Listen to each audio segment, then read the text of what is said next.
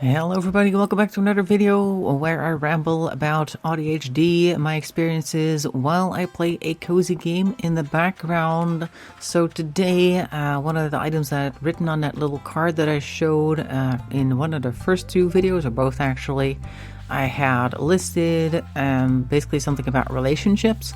And relationships is something that I'm just not good at, so I wanted to talk a little bit about that. As per usual, I'm probably going to ramble, so hope you'll be able to stick with that. So relationships is a subject that I don't tend to think about much. The thing is, people expect certain things, particularly of women in society. They expect certain behaviors, certain interests, certain ways of socializing and stuff like that. And I am not good at any of that, to be quite honest. I have learned some behaviors over the years, so that would be the masking part, I suppose. Like, of course, seeing the way people interact, and I try to emulate that, and try to emulate being interested in certain things and stuff like that, which is not to say that I'm never interested when people talk to me, but that's a different matter. If somebody talks to me about something that I'm not interested in, that's an issue. But I do try to at least be polite and all that sort of thing. So relationships in general, like with people, like at work and privately, those are two very different things. So what I think I said in the second video where I talked about jobs is that I tend to do my job and people expect more than you just doing your job. I already dug into that in the second video, so if you want to hear me talk about that, make sure to go check that one out. So that leaves the other types of relationships, which can be romantic or otherwise, like friendships, family relationships, stuff like that. Now, romantically, I've had virtually nothing happen, so and that's like partially because of expectations, but also because after a while she's like, you know what, it's not really worth it, because I've been on all sorts of online dating apps. I'm not somebody who goes to bars or parties and stuff like that, so really online dating apps or just happening to run into somebody, those are the only ways I'm probably going to meet somebody, where the latter of those two versions, the running into somebody, is probably extremely unlikely that I'm going to make a connection with somebody on the street who I've never met before, because I also have this thing where I'm very guarded in public. So if somebody finds that guarded masking personality that's walking around out there in the store attractive, then they're going to be sorely disappointed, because that's not who I am when I'm at home, basically. So that's the thing. So let me just go for the dating apps. I've used several of them, and the thing with dating apps is I don't look bad in photos. So I do tend to get a lot of people sending me messages. Now, a lot of those aren't necessarily interested, as we know, at least if you're a female and you're on dating apps and you're looking for males. Males tend to send a lot of requests to talk to other women. They basically spam women. So if you're one of the people that got spammed, it doesn't mean that that person actually likes you, but they're just kind of like casting the nets far and wide to see who will bite. That's not how nets work, I know. But anyway, so the thing with profiles on dating apps is that my pictures usually look good, but I try to explain in the bio text what I'm like, and I don't think people actually read the text.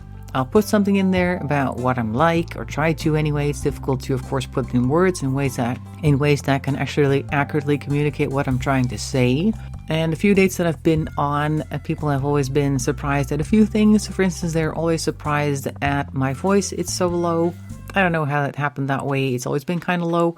Maybe it's because of all the secondhand smoke that I've inhaled growing up, because my dad smoked several packs a day. He was a chain smoker, and he would smoke everywhere, inside the house, outside the house, in the car, no matter where he was. He would have a cigarette handy, and of course me and my brother inhaled all of that as well, so that may also be responsible for the lowering of the voice. But I also noticed that I tend to have, at least I think I have, extra testosterone in the system.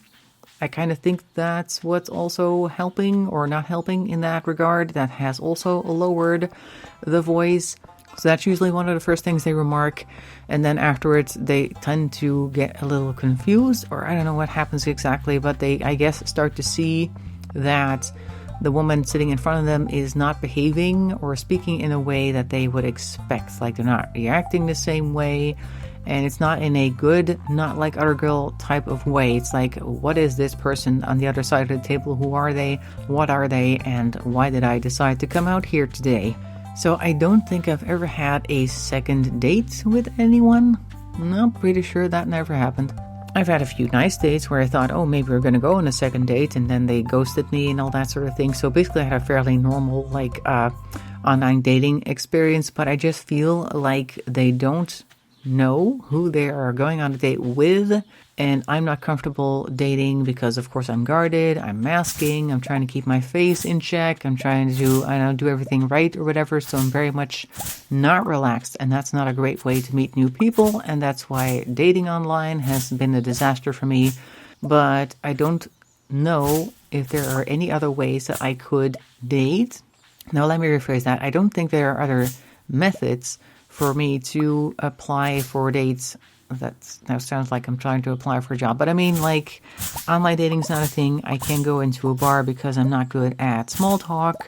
Meeting people at work is an option, but that so far hasn't led to anything either. I'm just somebody who I guess you need to get to know for a while before people might start to get interested. And I myself take a long time to warm up to people, so that makes me not very good at relationships in that regard. Now, am I super upset that I'm still single? Not really. I mean, I have all my hobbies here. I have everything the way I like it. Like, it would be nice to have somebody to go out and do stuff with. But do I necessarily miss it?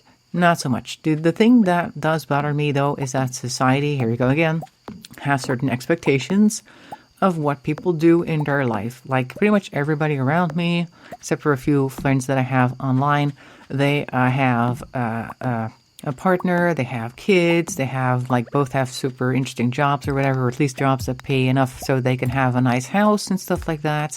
And I didn't quite hit most of those milestones, so that leaves me wondering whether some people think that I'm kind of like sad and lonely, because that's kind of the idea I guess people have of particularly women over 40 who are not married, don't have kids. Like, oh my god, they must be some type of sad, lonely spinster. And then it doesn't help that I have hobbies that kind of match that. Like, I like crafting things, so I do often have a lot of yarn laying around, and I'm into all sorts of like crafting things, like creative stuff. I'm just saying there's a stereotype there. I'm not trying to live up to it, but it's kind of like, it's looking like that. So that's what I'm trying to say. I'm pretty sure you know what I mean. Anyway, so I'm thinking the lack of making genuine connections, or at least be able to be open in new connections, is an autism thing, because it seems to me that the people who have ADHD, or some form of that, they tend to be very easy to talk to, and a lot of people like to talk to them. So a lot of people naturally gravitate towards them, and they naturally gravitate away from me because I tend to have this stony expression, and I really have a pretty bad case of what we now know as, or at least call, resting bitch face. Like, I try to smile, but also I notice that if I'm neutral or I'm focused on something, my face drops, and I've looked like at pictures that were taken in such a moment, like me being in the background. Not that there are people sitting around taking photos of me when I'm like focusing on stuff, but I just look really, really angry. So I can imagine that people wouldn't want to like walk up and strike up a conversation with me looking so pissed. So that's also not helping.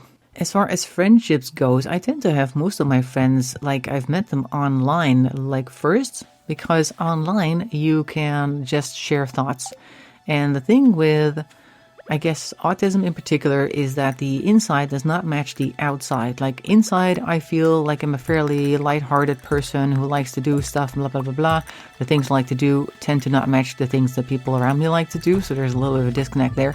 But, you know, I feel like I could be a fun person to hang around with. And then, of course, online, you tend to go to certain places where other people with similar interests gather, so you already have something to talk about with them, and it's all through the keyboard, so to speak. You don't actually have to like do any face cam if you don't want to, or any voice chat if you don't want to. That's a safer environment for people with Autism Spectrum Disorder, in particular, to make connections with other people. And I wanted to see if I could find places offline where people also share my interests, so I could at least go there and do something with other people, and then hopefully get some type of friendships there, or acquaintances maybe. But so far it's been kind of difficult. I don't know what it is. Like, the only things that I can find where my interests are being carried out are paid for courses and workshops, and it's not like I'm looking to pay a bunch of money every month just so I can meet people. Like, that's not really what I wanted. I was hoping to find like a little club of couple of older ladies maybe who like to knit or crochet. I'm pretty sure they're out there, but they don't advertise themselves very much because they don't tend to be online much themselves, so I can't find them. They're there. I don't know where they are. So maybe you need to put like an APB for knitting grannies. I don't know. I just need to find some type of group so I can go and hang out with them. But then it also needs to fit into my schedule. Like there's certain days where I have certain things planned already and other days where I don't have anything planned. And those are also kind of like plans of mine. Like I don't know if you know or have that yourself. Like there are certain evenings in the week where you tend to not have anything to do, and those are the evenings where you just do whatever you want and you don't want them interrupted with other people's schedules, like that type of thing. So I have those evenings, and I have evenings or / afternoons where I actually have something planned, where I have to go out and do things, like visit my dad in the care home, for instance. Those are set days that I go do that. And other days I just want to relax. So there's also a bit of a scheduling thing, like how much energy will this take for me to go there, and how much time does it take, what days do I want to make that sacrifice, yes or no. Eventually I'll probably find some type of club that I can go to, or a group that I can go to, hopefully, and then meet people offline. And in the meantime, I'm just gonna stick to my Discord and my YouTubes and stuff like that, have fun there, because it doesn't really matter a great deal to me anyway. But that is, in a nutshell, me and relationships. I skipped family relationships, but that's kind of like my family has its own issues that doesn't necessarily have anything to do with my neurodivergency. I'm pretty sure neurodivergency is in the family, so maybe it has something to do with that, like people just not matching because they have similar issues.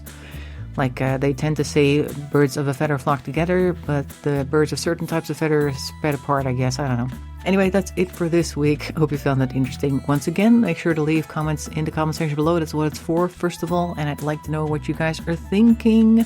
In the meantime, have a nice day. I'll see you in another video. Thanks for watching, and bye-bye for now.